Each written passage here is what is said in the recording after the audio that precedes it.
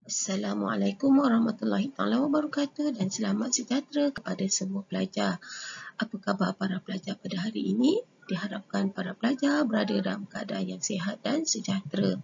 Walaupun para pelajar berada di rumah masing-masing, pembelajaran kita harus diteruskan dengan memasuki bab baru iaitu bab 7 nilai masa wang. Nilai masa wang merupakan satu topik yang sangat penting pada para pelajar kerana ia melibatkan penggunaan wang sehari-hari dalam kehidupan kita. Kita harus bijak untuk menggunakan wang supaya ia akan memberi pulangan yang tinggi kepada diri kita pada masa akan datang. So, mari kita lihat apa yang akan kita pelajari dalam bab 7. Yang pertama, kita akan belajar tentang nilai masa wang, yang mana dalam subtopik yang pertama, dia akan menjelaskan tentang konsep nilai masa wang dan kepentingannya. Dan kita akan menjelaskan tentang konsep compound dan discount. Pada subtopik yang kedua, kita akan pelajari tentang alat-alat bantuan pengiraan nilai masa wang, bagaimana kita nak melukis garis masa dan kita nak mengira nilai masa wang menggunakan rumus dan jadual. Dan pada subtopik yang ketiga, kita akan pelajari tentang bentuk-bentuk nilai masa wang, iaitu nilai masa hadapan future value, nilai masa kini present value dan juga perubahan kadar faedah, tempoh dan amount. Pada subtopik yang ketiga, para pelajar akan belajar untuk mengira dan menggunakan formula dengan tepat supaya dapat jumlah akhirnya nanti. Okay, mari kita lihat maksud bagi nilai masa wang. So, nilai masa wang bermaksud wang di tangan anda pada hari ini lebih bernilai jika dibandingkan dengan wang yang dijangka akan diterima pada masa akan datang. Apakah yang dimaksudkan dengan ayat ini? Ayat ini mengatakan bahawa sekiranya kita mempunyai duit pada hari ini, dianya adalah lebih bernilai. Kenapa? Kerana kita boleh bawa duit tersebut untuk kita simpan dalam mana-mana akaun pelaburan atau akaun simpanan, dan pada masa akan datang, setelah dikenakan kadar faedah, wang tersebut akan menjadi nilai yang lebih tinggi. Kalau kita lihat contoh dia, RM100 yang dilaburkan selama 3 tahun pada kadar faedah 5% setahun akan menghasilkan RM115.76. RM100 ini adalah wang yang kita ada pada hari ini. Wang yang kita ada pada hari ini, kita laburkan dalam satu akaun pelaburan atau satu akaun simpanan selama 3 tahun dan mendapat kadar faedah 5%. Pada akhir tahun yang ketiga, wang RM100 ini akan menjadi RM115.76. Itu yang maksudnya wang di tangan pada hari ini lebih bernilai. Kenapa? Kerana bila kita simpan, pada masa akan datang, wang tersebut akan menjadi lebih banyak. Bayangkan kalau duit tersebut kita tak dapat hari ni, tapi kita dapat 3 tahun akan datang. RM100 tersebut tetap akan jadi RM100 juga pada 3 tahun akan datang. Kenapa? Kerana kita tak berkesempatan, kita tak ada peluang untuk menyimpannya di dalam mana-mana akaun pelaburan. Oleh kerana itu, wang kita tidak menjadi lebih banyak pada masa akan datang. So, oleh kerana itu, dalam nilai masa wang, wang yang di tangan pada hari ini tu adalah lebih bernilai. Kenapa? Sebab saya nyatakan tadi bahawa dia akan jadi lebih bernilai kerana kita akan simpan wang tersebut dan dia akan menjadi lebih banyak pada masa akan datang. Kepentingan nilai masa wang. Kenapa pula nilai masa wang itu sangat penting dalam kehidupan? Yang pertama, kita lihat dia dapat membantu pengurus membuat keputusan pelaburan. Sebagai seorang pengurus dalam sebuah syarikat, terdapat banyak pelaburan yang boleh diambil. Oleh kerana itu, pengurus harus bijak, harus tahu pelaburan yang manakah yang akan memberi keuntungan yang paling tinggi kepada organisasi. So, nilai masa wang, dia akan membantu pengurus untuk mengira berapa banyakkah duit yang akan diperolehi sekiranya dia menyimpan selama 3 tahun, 4 tahun, 5 tahun ataupun 100 tahun. Dan berapa banyak yang dia akan perolehi sekiranya dia mendapat kadar faedah 5%, 6%, 10% ataupun mungkin 20%. Oleh kerana itu, nilai masa wang dapat membantu pengurus membuat keputusan pelaburan dengan lebih bijak. Yang kedua adalah membantu pengurus membuat keputusan belanjawan modal. Belanjawan modal ini merupakan keputusan penggunaan duit atas pelaburan aset dalam jangka masa panjang. Jadi, penggunaan wang di atas pelaburan aset ini dia merangkumi banyak segi, iaitu sama ada kita nak membeli aset mesin ataupun kita boleh membuat pelaburan tertentu pada masa akan datang. Jadi nilai masa wang dia akan membantu pihak pengurusan untuk mengira bentuk belanjawan modal yang manakah yang akan memberi keuntungan ataupun bentuk keputusan belanjawan modal yang manakah yang akan memberi kerugian kepada pihak pengurusan. Yang ketiga adalah membantu pengurus menilai sumber pembiayaan yang dapat merendahkan kos pembiayaan. Kita tahu dalam sesebuah organisasi memang tak dapat lari daripada membuat pinjaman ataupun mendapatkan modal daripada pembiaya. Oleh kerana itu, pihak pengurus dia perlu menilai sumber pembiayaan manakah yang akan dapat mengurangkan kos pembiayaan. Contoh dia seperti sama ada membuat pinjaman jangka pendek ataupun pinjaman jangka panjang. Yang mana dalam pinjaman jangka pendek dan pinjaman jangka panjang tersebut, dia akan melibatkan pembayaran faedah. Jadi dalam nilai masa wang, pihak pengurus dia dapat menilai berapa banyakkah faedah yang akan dibayar kepada pihak bank sama ada dalam pinjaman jangka masa pendek ataupun pinjaman jangka masa panjang. Dan yang terakhir, kepentingan nilai masa wang adalah membantu pengurus menyediakan jadual pelunasan pinjaman.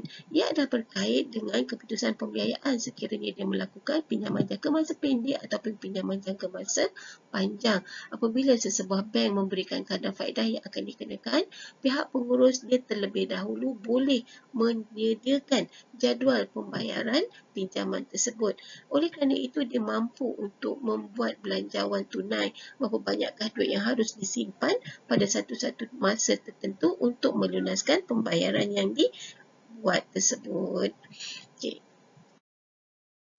So, dalam nilai masa wang, terdapat dua konsep yang perlu pelajar fahami, iaitu yang pertama adalah konsep compound atau dikenali sebagai compounding. Apakah yang dimaksudkan dengan konsep compound? Konsep compound merupakan kaedah mendapatkan nilai masa depan bagi sejumlah wang pada hari ini yang dikompaundkan pada suatu kadar faedah ataupun kadar compound tertentu.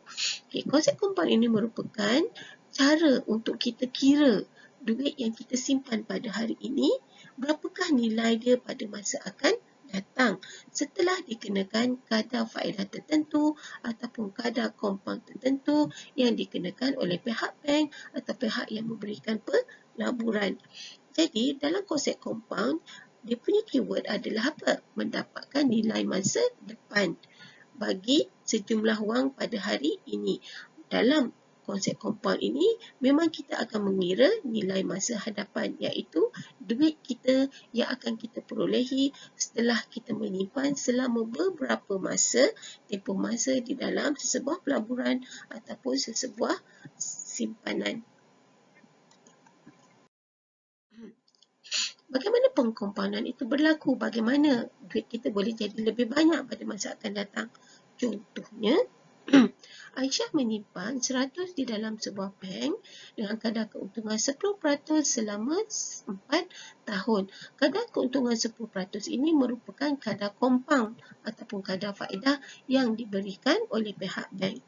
So, apabila kita menyimpan RM10, maka inilah yang akan berlaku dalam akaun kita di bank. So, kalau kita lihat, pada tahun pertama, duit kita RM10 akan dikenakan kadar faedah 10%, maka jumlah faedah yang akan kita dapat adalah RM1. 10% kali RM10, so kita dapat RM1.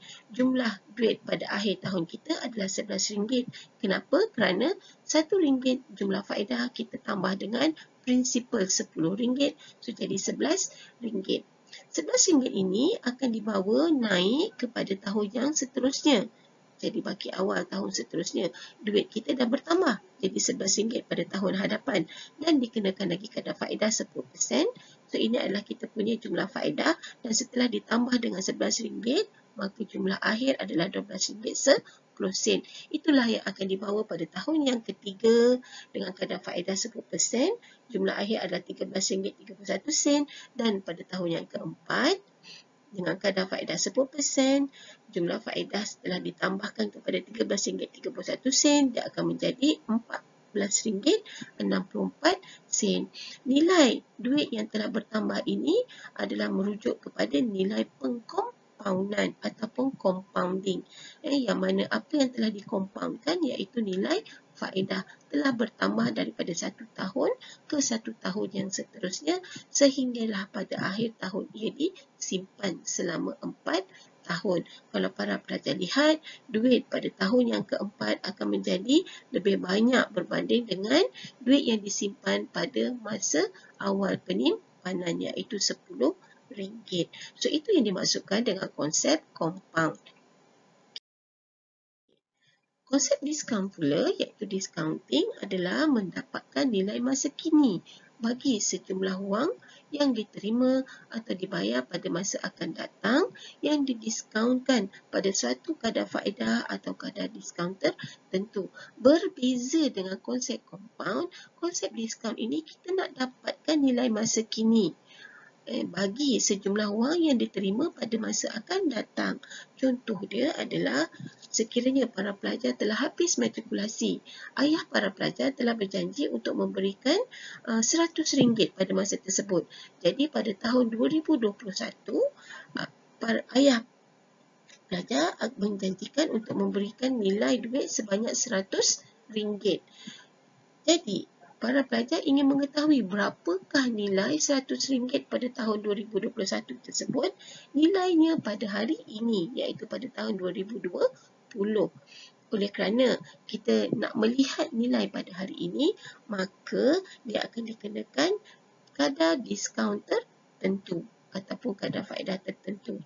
Macam tadi contoh, kita simpan duit dalam bank, kita akan dapat kadar faedah 10%. Tapi kalau kita kira pendiskaunan, 10% tersebut kita akan tolak daripada jumlah duit yang akan kita dapat pada masa akan datang. Bagaimanakah ia berlaku?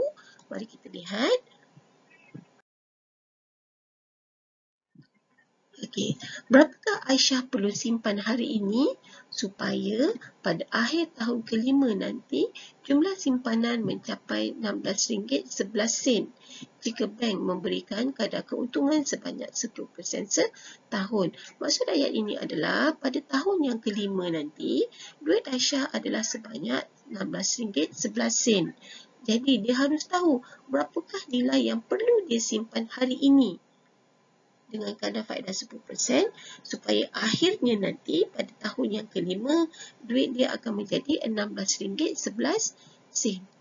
Kalau kita lihat, berbeza dengan konsep compound, kita punya jadual akan bermula daripada tahun yang kelima. Kenapa? Kerana pada tahun yang kelima lah duit kita adalah RM16.11. So kita lihat jumlah akhir tahun RM16.11. Kadar faedah 10%,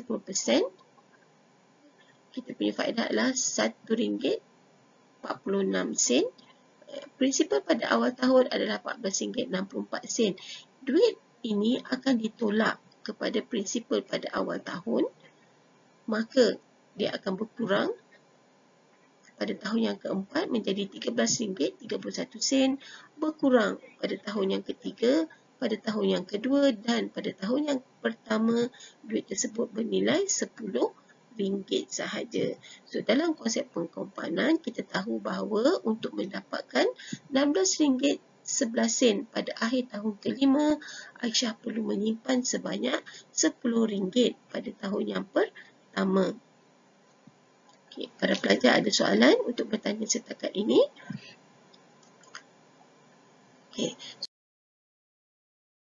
Dalam konsep compound, mari kita lihat konsep compound ini adalah masa kosong, kosong ini adalah hari ini. Pada hari ini, Aisyah menyimpan RM10 dan pada nilai masa hadapan pada tahun yang ketiga untuk konsep compound,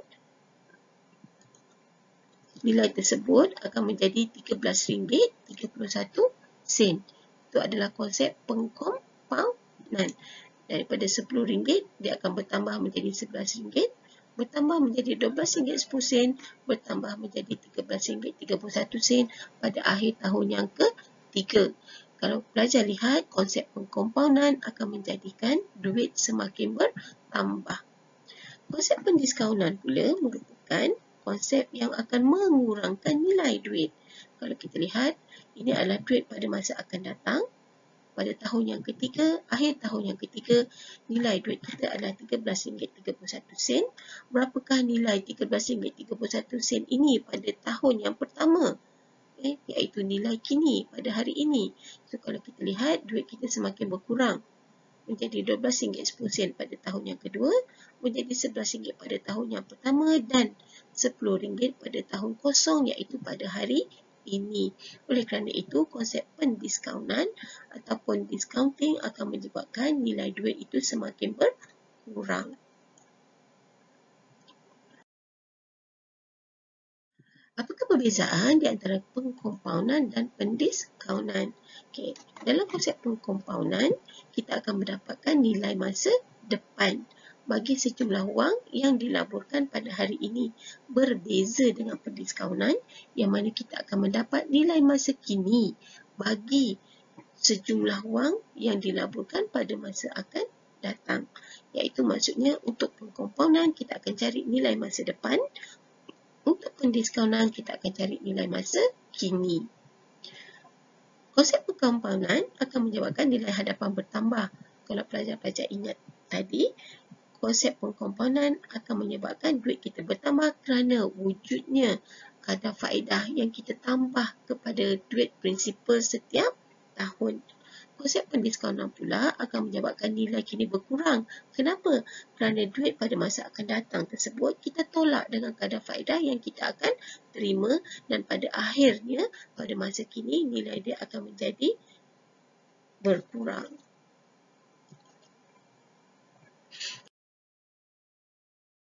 So, apa yang telah kita pelajari pada hari ini? Yang pertama adalah definisi nilai masa wang. Wang di tangan hari ini lebih bernilai dari wang yang dijangka diterima pada masa akan datang. Kenapa? Kerana kita akan simpan wang tersebut dalam mana-mana akaun simpanan dan akan diberi kadar faedah, maka wang kita akan menjadi lebih banyak pada masa akan datang. Konsep compound adalah kaedah mendapatkan nilai masa depan bagi sejumlah wang di tangan pada hari ini dengan kadar faedah tertentu, yang mana dalam konsep compound nilai wang kita akan semakin bertambah. Konsep diskaun pula adalah kaedah mendapatkan nilai masa kini bagi sejumlah wang dijangka diterima pada masa akan datang dengan kadar diskaun tertentu, yang mana dalam konsep diskaun nilai wang kita akan semakin berkurang. So, itu sahajalah pembelajaran kita pada hari ini. Kita akan berjumpa pada jam yang kedua. Selepas kelas ini, para pelajar diminta untuk menjawab soalan formatif. Sekian, terima kasih. Assalamualaikum warahmatullahi taala wabarakatuh.